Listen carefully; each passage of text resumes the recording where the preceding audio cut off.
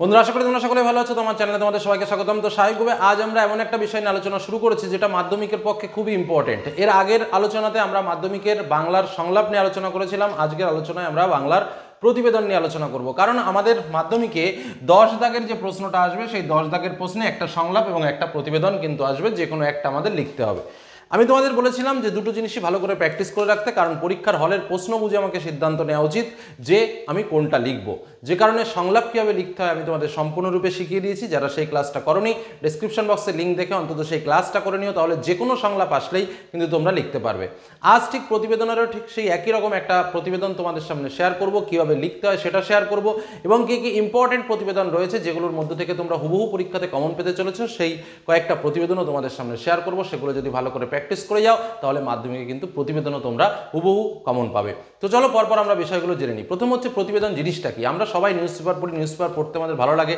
তো নিউজ পেপারে কোনো একটা জায়গার তথ্য, কোনো একটা জায়গার খবর আমরা যেমন করে পেপারে পড়ি, ঠিক সেম টু সেম একটা বিষয় সম্পর্কে তোমাকে লিখতে হবে। বিষয়টা তোমাকে বলে দেবে। বিষয়টা বিভিন্ন রকম হতে পারে। তোমার বিদ্যালয়ে রক্তদান শিবির উৎসব অনুষ্ঠিত হয়েছে, সেই বিষয়ে একটা প্রতিবেদন রচনা করো। তোমার বিদ্যালয়ে কোনো একজন শিক্ষকের রিটায়ারমেন্ট হয়েছে বা বিদায় অনুষ্ঠান হয়েছে, সেই বিষয়ে একটা প্রতিবেদন রচনা করো। তোমার কোন অঞ্চলে একটা অ্যাক্সিডেন্ট হয়েছে, সে বিষয়ে প্রতিবেদন রচনা করো। তোমার অঞ্চলে বন্যা সৃষ্টি হয়েছে, বন্যার পরিস্থিতি নিয়ে একটা প্রতিবেদন রচনা করো। তোমার এলাকায় বিভিন্ন যে দুরারোগ্য রোগ ব্যাধি তার প্রকোপ বেড়েছে, সে বিষয়ে প্রতিবেদন রচনা করো। বিভিন্ন সচেতনামূলক প্রতিবেদন আসতে পারে, বন্যা, খরা, ভূমিকম্প এ বিষয়ে প্রতিবেদন আসতে পারে। তো প্রতিবেদন জিনিসটা কি? প্রতিবেদন জিনিসটা হলো একদম সহজ কথায় আমরা ইংরেজিতে যেটাকে বলি রিপোর্ট রাইটিং।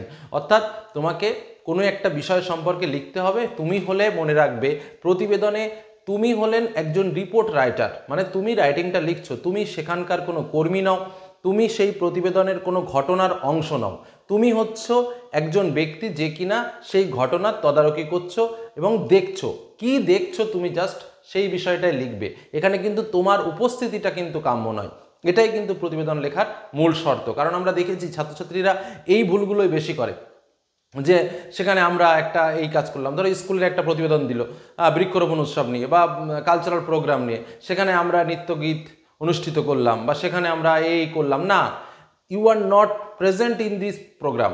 তুমি ওই প্রোগ্রামে কখনো নও, তুমি ওই প্রোগ্রামের বাইরের ব্যক্তি। এটাই হলো প্রতিবেদনের মূল শর্ত। তুমি হচ্ছ প্রতিবেদন, মানে তুমি যেটা লিখছো, তুমি যেটা জানাচ্ছ সকলকে, সবাই কি করছে সেটাই হচ্ছে তোমার মুখ থেকে বেরোচ্ছে। বোঝা গেল? এই ভাবনাটাকে মাথায় রেখে তোমাকে এগোতে হবে। তাহলে আমাদের বিভিন্ন রকম প্রতিবেদন আসতে পারে। তো দেখো, এই প্রতিবেদন লিখতে গেলে আমাদের কয়েকটা ক্লু একটু মাথায় রাখলেই কিন্তু আমরা প্রতিবেদন লিখতে পারবো। যেমন ধরো কোনো একটা অ্যাক্সিডেন্ট বিষয় নিয়ে প্রতিবেদন রচনা যদি তোমাকে পরীক্ষায় আসে, তাহলে আমাকে কী লিখতে হবে? অ্যাক্সিডেন্টটা কোথায় হয়েছিল, কখন হয়েছিল, কোন পরিপ্রেক্ষিতে হয়েছিল, অ্যাক্সিডেন্টের ঘটনাটা কী ছিল, সেখানে কজনের মৃত্যু হয়েছে বা কজন আহত হয়েছে, কজন হসপিটালে গেছে, পুলিশ কখন এসেছে, ড্রাইভার ধরা পড়েছে কিনা, কোনো নেতা বা মন্ত্রী সেখানে বা কোনো স্থানীয় সম্মানীয় ব্যক্তি সেখানে এসেছিল কিনা, তাদের কি মতামত, ব্যাস এটুকুই শেষ। তাহলে কি সেখানে কি তোমার কোনো অংশ আছে? নেই। বোঝা গেল কি বললাম? এরকমভাবেই কিন্তু প্রতিবেদনটা লিখতে হবে। এটা গেল একটা সাইড। ধরো বললো যে বন্যা, কোনো একটা অঞ্চলে বন্যা হয়েছে, সেই বিষয়ে প্রতিবেদন রচনা করো। তাহলে কি, কোন অঞ্চলে বন্যা হয়েছে, কবে থেকে এই প্রকোপ শুরু হয়েছে, বর্তমানে কি অবস্থা, কতদিনে সেটা ঠিক হতে পারে, তাই তো? বন্যায় ক্ষতিগ্রস্ত হয়েছে তাদের যে উক্তি বা তারা কেমন কথা বলছে, সেই দুই একটা কোটেশন, সেখানে তাদের সাহায্য তারা পেয়েছে কিনা, সরকারি কোনো রকম সাহায্য তারা পেয়েছে কিনা, এই যে কথাবার্তাগুলো, এই কথাবার্তাগুলোই তোমাকে তুলে ধরতে হবে। সেটাই হলো প্রতিবেদন। বা এই পরিস্থিতি ঠিক হতে কতদিন সময় লাগবে, এ বিষয়ে প্রশাসন কি কি পদক্ষেপ গ্রহণ করছে, বা প্রশাসনিক নেতৃবৃন্দ এ বিষয় নিয়ে কি বলছেন, এটাই হলো তোমার প্রতিবেদনের মূল বিষয়।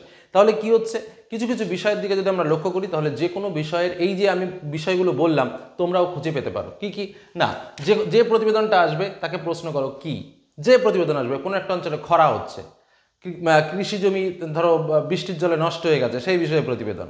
তাহলে কি, কেন হলো, কখন হলো, তার সম্পর্কে কোনো পূর্বাভাস পেয়েছিল কিনা, মূল ঘটনাটা কি, ঘটনার পরবর্তী মুহূর্ত কি, ফলাফল কি।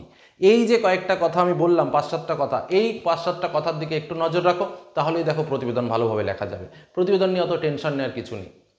যে কোনো ঘটনাটাকে প্রশ্ন করো। তুমি যদি ভালো প্রশ্ন করতে পারো, তুমি ভালো প্রতিবেদন লিখতে পারবে। এটাই হলো মূল শর্ত। যে কোনো একটা প্রতিবেদন, যে কোনো একটা বিষয় নিয়ে তোমাকে পরীক্ষায় আসতে পারে।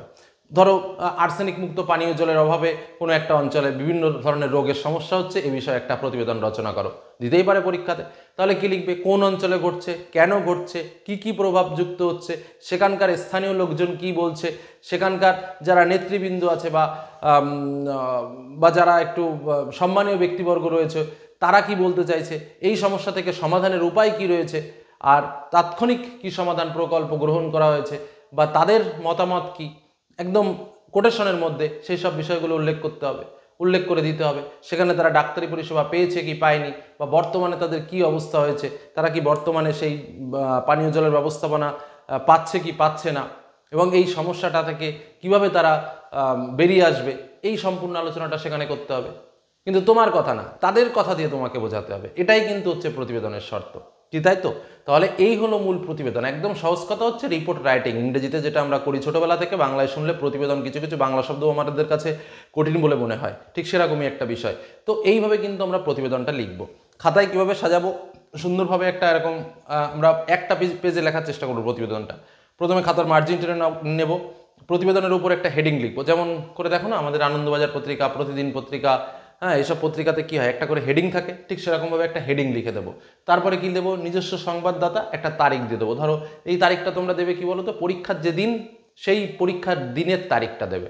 তারপরে যথারীতি প্যারা প্যারা প্যারা প্যারা করে 2-3টে প্যারাতে শেষ করবে, এবং সবসময় চেষ্টা করবে এক পেজে উত্তর দেওয়ার।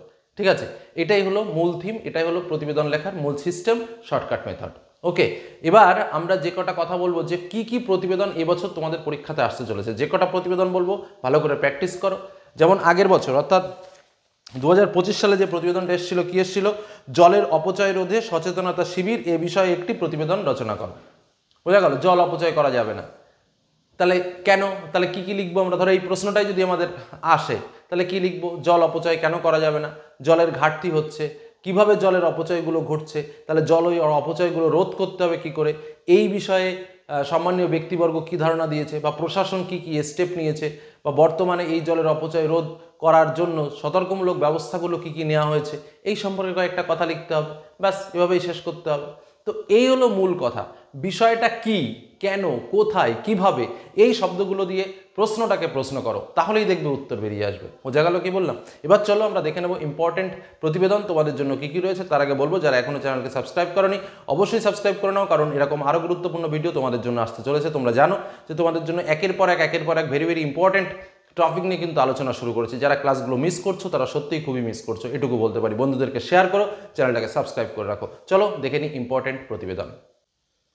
বন্ধুরা, তাহলে দেখে নেওয়া যাক ইম্পর্টেন্ট প্রতিবেদনগুলো কী কী রয়েছে। তা প্রথমেই যেটা বলবো সেটা হচ্ছে 2025 সালে এসেছিল কি দেখো, জলের অপচয় রোধে সচেতনতা শিবির, এ বিষয়ে একটি প্রতিবেদন রচনা করো। তো এবার যে প্রতিবেদনটা সব থেকে বেশি ইম্পর্টেন্ট বলে মনে হয়েছে সেটা হচ্ছে মহাকাশ যাত্রা এবং বিভিন্ন আবিষ্কার। অর্থাৎ তোমরা সবাই জানো যে কিছুদিন আগে সুনিতা উইলিয়ামস মহাকাশ যাত্রা করে ফিরে এসেছেন এবং বিভিন্ন তথ্য পেয়েছেন, সেই বিষয়ে কিন্তু একটা প্রতিবেদন স্পেশালি কিন্তু তোমরা পড়ে রেখো, ভেরি ভেরি ইম্পর্টেন্ট। এটা বলে দিলাম, হয়তো বা কেউ তোমাদের বলবে না, বা এই যে আমি বললাম এরপরে আবার অনেকেই বলবে।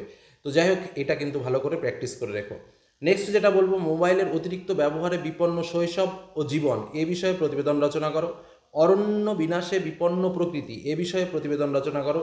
কোনো অঞ্চলের স্বাস্থ্যকেন্দ্র অথবা গ্রন্থাগার উদ্বোধন নিয়ে একটি প্রতিবেদন রচনা করো। বন্যা, খরা, অতিবৃষ্টি বা দুর্ভিক্ষ বিষয়ে প্রতিবেদন রচনা করো।